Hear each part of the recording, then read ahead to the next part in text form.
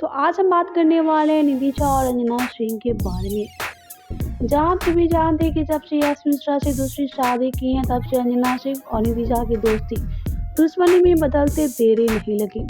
यह यूं कहे कि अंजना सिंह और निधि झा का भी अच्छी दोस्त हुआ करती थी। वह आज हम बात करने वाले हैं अंजना सिंह और निधि झा के बारे में। जहां आप सभी जानते हैं कि जब अंजना सिंह लाइव आते हैं तब अंजना सिंह के फैंस निधि झा का जिक्र कर ही लेते हैं। आप सभी जानते हैं कि अंजना सिंह को ना ही निधि झा में इंटरेस्ट है और ना ही यश कुमार मिश्रा ने। जी हाँ, अब अंजना सिंह ने ये क्लियर कर दिया है कि उन्हें किसी से कोई मतलब नहीं है, क्योंकि अंजना सिंह अकेली लाइफ में बहुत ही खुश है और आगे खुश रहना चाहती हैं।